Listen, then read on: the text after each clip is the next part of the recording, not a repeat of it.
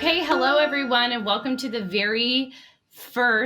very first video recording of Slumber Party, the podcast. I hope this works, and if it doesn't, I hope you're forgiving. That's all I'll say to that. Today, I'm super excited to have a fellow like mind here. I'm with Abbey DesJardien, and I am saying that correctly. That is the American way of saying the name. So don't email me your corrections. Abby is a sleep evangelist who believes sleep is an act of empowerment. Sound familiar? It should. Through her challenges, her course, her membership, she teaches women entrepreneurs how to transform their businesses through the power of sleep. Again, this sounds familiar, doesn't it? As a recovering workaholic and insomniac, she knows the struggle is real. She helps her clients go from exhausted and burnt out to rested and on the top of their game. Abby, we have so much to talk about because we are like the same, except we're helping different people. Yeah. But maybe the same people, because once those kids get to bed at the end of the night, sometimes the choice is not made to also go to bed by the parents. They stay up to enjoy the quiet house, which leads to even more exhaustion. This is funny that you say that because always on the first night of training, I'll be texting with a client and the baby goes to bed, and then the next morning I'm like, oh my gosh, how'd it go? And they're like, oh, it went so well. And I'm like, did you sleep? They're like, no, I did not. And I don't know when I'm ever going to be able to sleep again. And you're like, okay, that's fair. I hear that a lot, that parents can't sleep because they're kind of, really nervous about their kid. And then once they trust that their child is going to sleep, then they do like the party all night. Like, oh my gosh, I don't have a child on my body. I'm like a new person. I'm a free human. What do I do with all this freedom? And then we get what you're talking about, where like you should have gone to bed.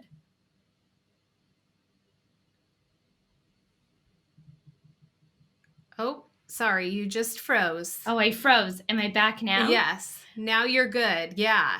No, I was saying that like, once they trust that their baby is actually asleep and they are sleeping, that they go into party mode where they're like, I don't have a child on me. I feel free. This is amazing. Freedom. Yeah, exactly. And then I'm like, you still need to go to bed though. Go to bed.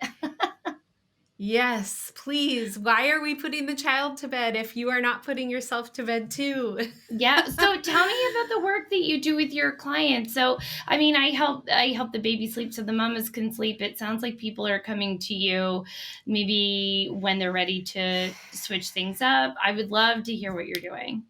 Yeah. So there are actually several camps that I help. So the first one is kind of at the beginning of the timeline, where it's a female entrepreneur. She's working however many hours a day, too many, always too many. Always. And it hasn't really occurred to her that sleep is something that she should focus on. So she feels run down and burnt out, and she knows, like, in her head that sleep is an important thing in theory, but she either thinks, I'm not someone who needs that much sleep, or I have too much to do to go to sleep, or I don't want to go to sleep. I love my work. I want to stay up and do more. So at that level, we're just working on educating on why sleep is important and kind of shifting their mindset to believe that they're capable of good sleep. The next step would be actually getting into the meat of how do we fall asleep and how do we get good sleep, which kind of ties into all the behaviors from the time that we get up in the morning until the time that we climb into bed at night. And I think a lot of the time when we think about sleep, we just think about bedtime. Yeah. Like, we're just going to get in bed. And it's like, that's it. No, if only it were that simple, right? So it's really kind of stepping back and looking at what you're doing throughout your day and designing your day for optimal sleep. So things like getting sunlight in the morning, whether it's going outside to go on a walk, which is like a 2-for-1 because then you're moving your body also. If it's the winter in Seattle, I turn on I call it my happy light, but it's, it's simulated sunlight. Yeah. And so I sit in front of that in the morning to just kind of wake my brain up. Even something as simple as turning your kitchen lights on when you get up in the morning. And I didn't mention will kind of help you. That Abbey is from Seattle. So, most of my listeners are Canadian, and they're going to be listening to this and just like identifying so hard because, the winter comes and we're in the dark, dreary for a little while as well. So we feel you. Yes. Yeah. So, like I said, starting at the beginning of the day, how much coffee are you drinking? And when are you putting the coffee away and opting for something without that caffeine? For me personally, I figured out that if I drink coffee past 9:30 in the morning, I cannot go to sleep at night. So that's problematic. So I've just made that change. I mentioned moving your body. Screens are a big one. Mm-hmm. So I understand that in this time of COVID and in Seattle, we're still very much in COVID time. Mm-hmm. We are still on a pretty strict lockdown at this point. We are relying on our devices for life, right? Yeah. To interact with the outside world, which is so wonderful that we have that option, but we also need to put boundaries around that. Mm-hmm. So decide on a time in the evening. What time am I going to just put everything away and turn it off? Mm-hmm. Yeah. So I have a challenge that's designed exactly for that. It's called Wired to Tired, and it's a bedtime digital detox challenge.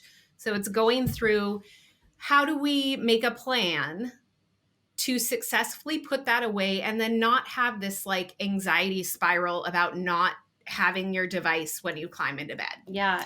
And then just all the way through your evening, what routine you're doing, just like babies and kids, adults need a bedtime routine too. Mm-hmm. I feel like once kids get to a certain age, we're like, well, okay, you know how to do this. Yeah. Moving on. Yep. Bedtime is just a thing that happens, and we need to treat ourselves like children in that way. Yeah. By having a consistent routine so that our brain automatically makes the connection between the actions we're taking and going to sleep. Yeah. And so I feel like so many grown-ups forget that, when I'm teaching parents how to help their children sleep, we talk so much about behavior for the child, behavior for your baby, because essentially when a child isn't sleeping, they haven't necessarily come up with their own behaviors for sleep. So then when we talk about that, it's so easy for parents to understand that. They say, yeah, of course. But then as adults, and I would even put myself in this category sometimes, I think that we're all guilty of it.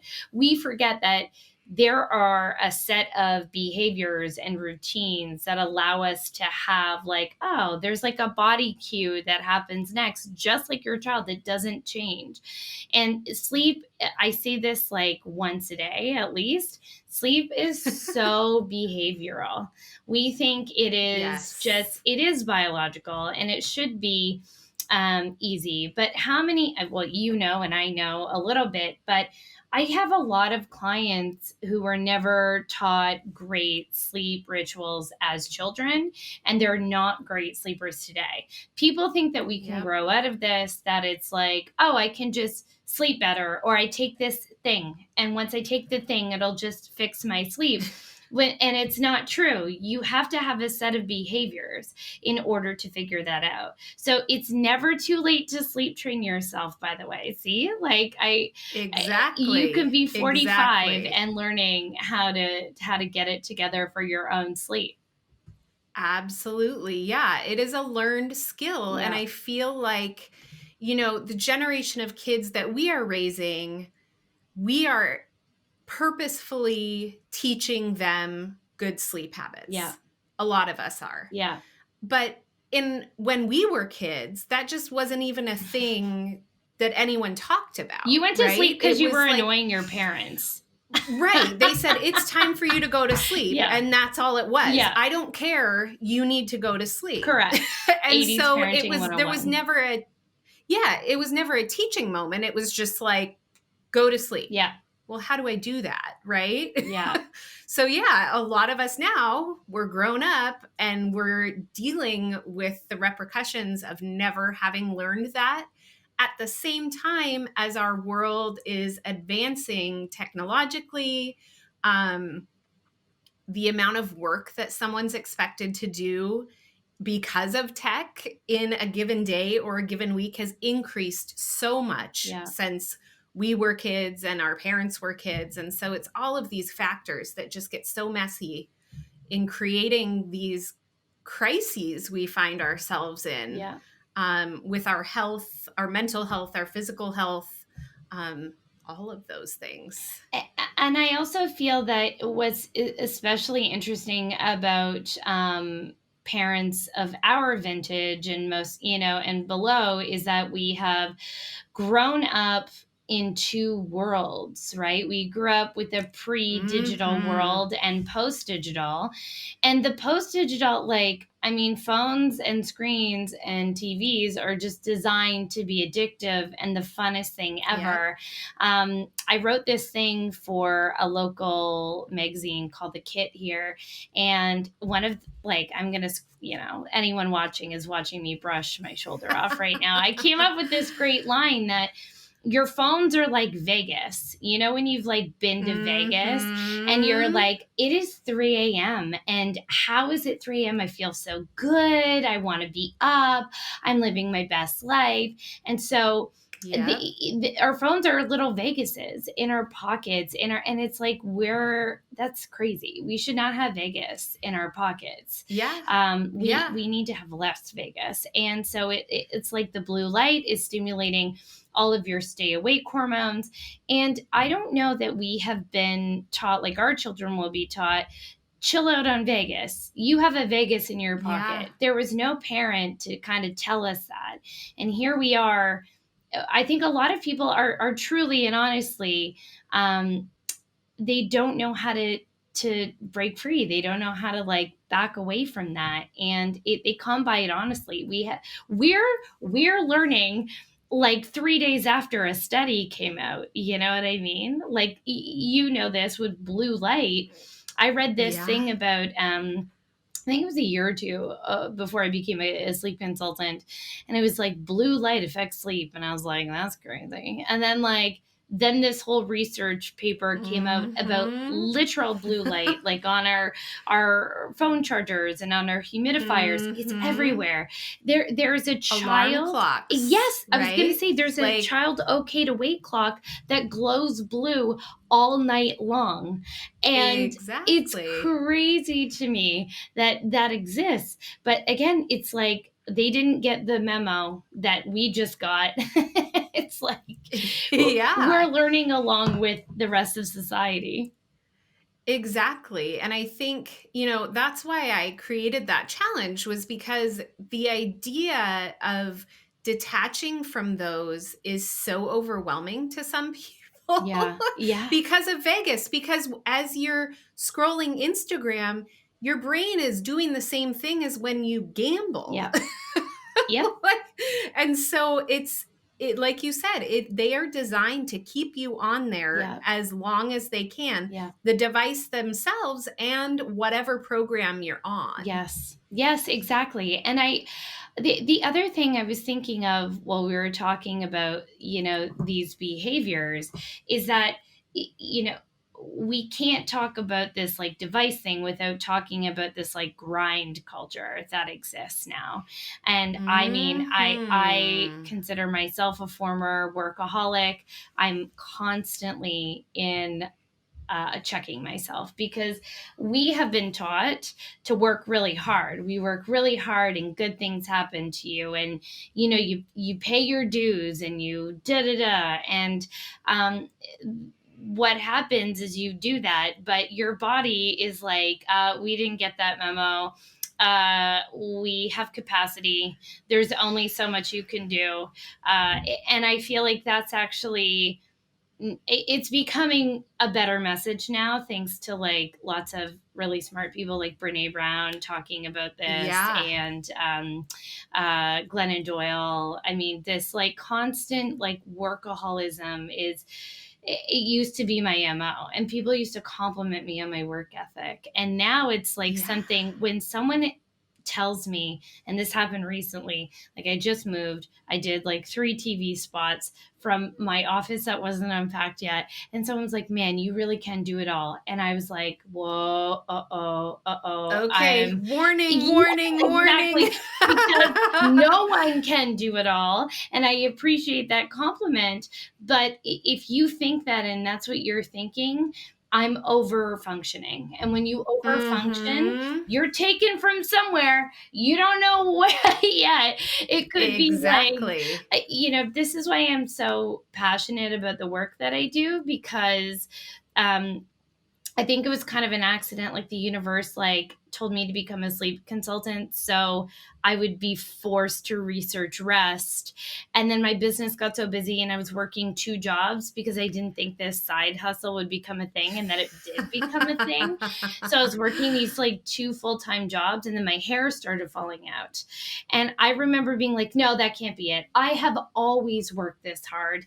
So why would it start to happen Mhm. now? It's like, well, because your body only has so much. You're adding and adding and adding and adding, and you may not see, your consequence for years. Yes. You could see it 15 years down the road. Yes. Maybe it'll be next month. Maybe it'll be next week. Maybe it'll be 10 years from now. Yeah. You just don't know. So the only safe way to do it is to make sure that you're actively choosing to take care of yourself Yes. on a consistent basis. And I think this is such an important message for mothers, because mothers, especially new mothers, Mhm. if we take like work culture out of it, let's take, if we told moms, and if we like put a flashlight on what new mom culture is, it's essentially grind culture. Well, you had a baby, you stay up all night.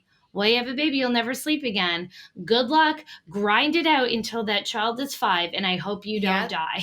Like, How lucky are you that your husband helps at all? Oh, my you have gosh. a nanny that helps you at night in the judgy, Yeah. it's like, Oh, a night if you nanny. have the resources for that, you go, because the more rested you are, the better parent you're going to be. And I feel like we always talk about this like natural form of parenting, and like what, parents in the past did.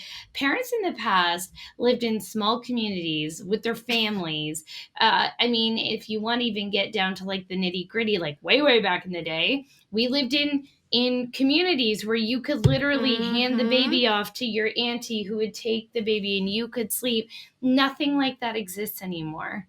So we Exactly. tell moms to be a part of this grind culture. And that's not to say, I'm very careful when I talk about this, because I do think that there are certain parents who really like thrive and do well and are okay with the lack of sleep. All I'm saying is that you can't judge someone who isn't, because biologically it's as important as water or food. Yeah, it is. And I think it's the first thing to go. Yeah. Right? Yeah. Like, we will drink water throughout the day, hopefully. I'm working on it. We'll eat food most of the time. Yeah. It may not be the most nourishing food, but we'll eat. But like sleep, the minute you get busy, it's the first thing that you can justify. Okay, well, I'm just going to stay up an extra hour. Tomorrow I'll get up an hour early. And before you know it, that's a habit. And then you're sleeping 5 hours a night. And anything less than 7, and you're the equivalent of a drunk person walking around and functioning in your life. Well, you've read this book, I'm sure, but I'm looking at it right now. I always reference this book, and I won't reference it anymore. I'll send them to you. But I reference this book called The Promise of Sleep by William Dement. Have you read this? It's so good. William, by the way, What a crazy name for someone who's a sleep researcher. Like dement. You feel it like I conjure up nightmares, and that is his last name, and he Yeah. researches sleep. But anyway, he says the most common brain impairment is a lack of sleep. And it was like we're totally okay with our moms walking around, driving cars, going to play dates, pushing strollers, holding babies, walking up and down stairs on so little sleep. It's not to say that you can't do Exactly. it. And I think like new moms, we have all these hormones that make it easier. I'm just saying that if you need it, it's totally okay to get that. Yes. So Yes. Abby, I would There love is to know. no shame in needing to step away and Amen. asking someone else to step in. Oh, I lost Yeah. you. There was a small break Oh, there. okay. But you're I was back. just saying there's no shame in asking someone to step in and help. Never. Yeah. Okay, so I wanted to know, like, your clients are coming to you, they call you up and they're like, look, I need to sleep. What's your sort of turnaround? Like, if someone was like, okay, I need to sleep 5 days ago, how long does it take an adult to sort of turn things around for themselves in your experience? It's really dependent because, again, like I talked about earlier, where are they at on that kind of spectrum? Are they still saying, I know that I need to sleep, but Right. is it really Right. that important? Yeah. Or are they like, I am fully invested. I am aware that this is the most important thing, and I will do whatever I need to do to build these habits. So if we're starting at the beginning, I would say before you start to see some real shifts, at least probably a month. Okay. If we're starting at the place of, I am fully bought into this idea, I just don't know how to execute. Yeah. Once you start changing even little, seemingly small things, it happens very quickly. You'll Mm-hmm. start to notice it very quickly. Yeah. And so with that, it can be a matter of a couple days before someone says, "Oh my gosh, I made this change and I cannot believe how I feel today."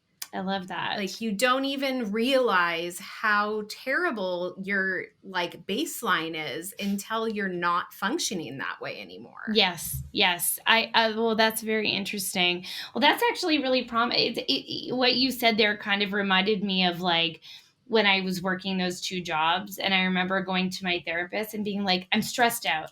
And she would be like, what are you doing for self-care? And I'm like, yeah, I'll get to it. I'll get to it. And it's like I was acknowledging, I'm like, yeah, I need self-care. I totally need self-care. And then I would go back the next week and she'd be like, how did you do it? I'm like, I haven't done it yet, but I will. And then it was like the fourth appointment, and she's like, you can't come back until you do. And I was like, Right. oh, okay. And I'm sure you have clients who are like, hi, yeah, I need sleep. Just quick and dirty, real quick. How do I do? Yeah, like give me a pill to fix it. Yeah. Right. And Yeah. it's like there is no shortcut. No. No. You have to put the work in to rebuild those habits, undo the old ones and rebuild them. And then just like any of our other, habits or skills, it's a lifelong recommitment. Mm-hmm. You don't just like learn how to do it and then it happens easily all the time. Yeah.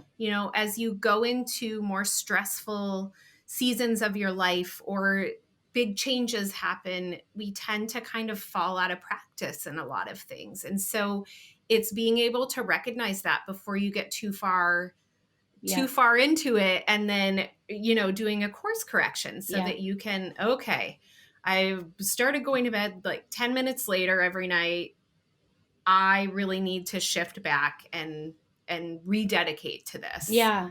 I love that. And I feel like that's the thing, right? Like people need to have some sort of internal commitment to do the work because it's hard. Even like only just I don't know how it happened, but like I would always turn my phone off. But recently I started putting my phone, my Apple Watch, my everything into my office, my personal phone. Mm-hmm. And it's made such a difference. I don't know what it is, but like I don't bolt out of bed being like, man, like there's no exciting Las Vegas on my end table. So then I just go back to sleep and have better sleep, which Yeah.